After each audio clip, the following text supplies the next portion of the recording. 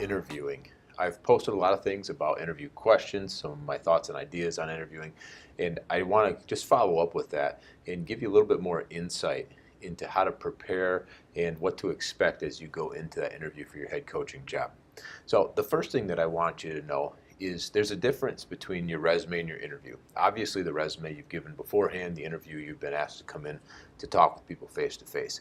But here's the thing that you need to know is the resume has shown what you can do as a coach. It shows your ability to know the X's and O's, probably your win-loss record, whether as an assistant or as a head coach, the stops you've had. It gives a list of the people you've worked for, a letter of recommendations that you've put together, any of that stuff that's going to show what you know about the game and who you know is already there.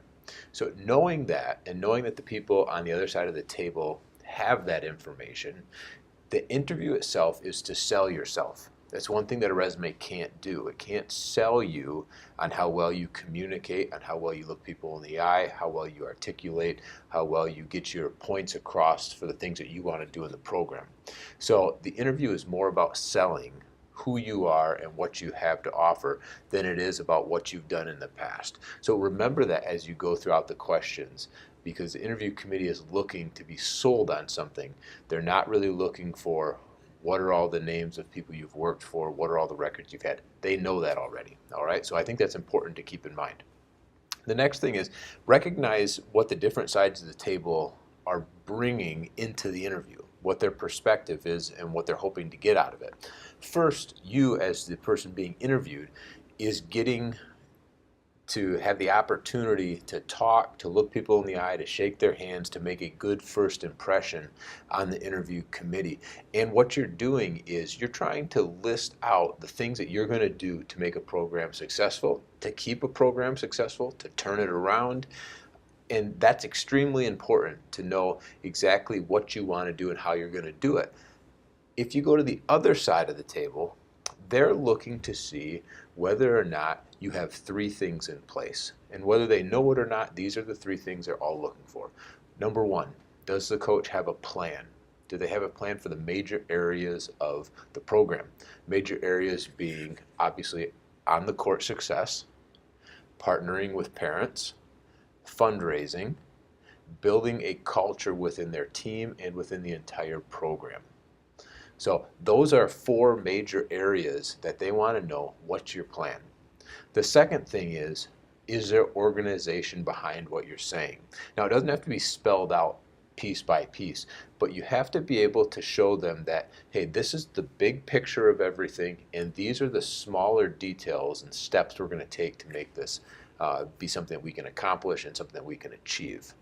If you only focus on your team, and your team being the varsity team that you're trying to get the job for, then you're not showing that you have a plan and you have organization for the entire program.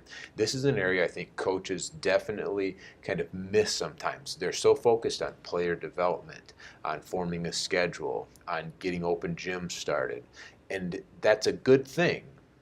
But as a varsity coach, you need to have a view of the entire program, whether it's 9th through 12th, or maybe it's middle school and high school, or if you're in a small community, it's elementary school all the way to high school. Kind of depends on the situation and how big your school is.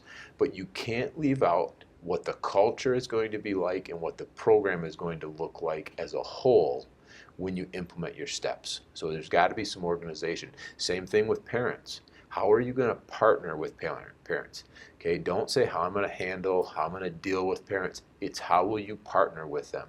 In today's age, that's what they're looking for. Somebody who can not necessarily take input and have them decide who's going to play or decide what's going to happen within the program. But partnering is, what are the areas that a parent can buy into and feel like they're a part of something? It could be in the fundraising category. It could be in a community outreach capacity. It could be in youth camps. There has to be some way to do it. If you're just waiting to deal with the parents, that's a very reactive approach, and it's not what you want to do. And maybe we'll cover that in another video about how we get to from handling and dealing with parents to partnering with parents. But parents are a huge part of things, and the stakeholders on the other side of the table doing the interview know this. You've got to be able to do the third thing after you've put a plan in place, after you've showed you have organization for that plan.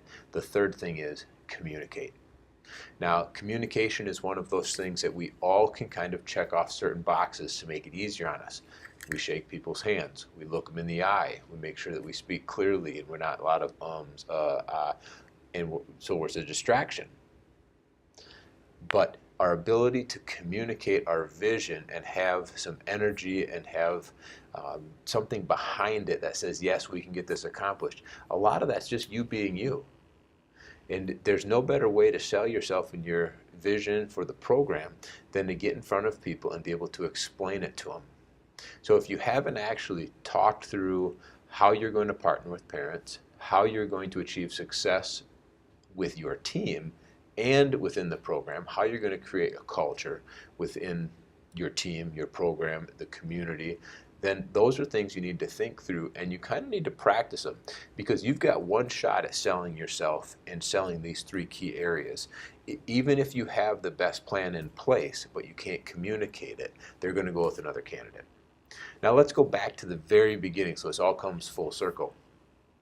Will they ask you questions about offense and defense? Will they ask you about player development, open gyms? Sure they will. Any good interview committee is going to ask you questions about that. But here's the thing.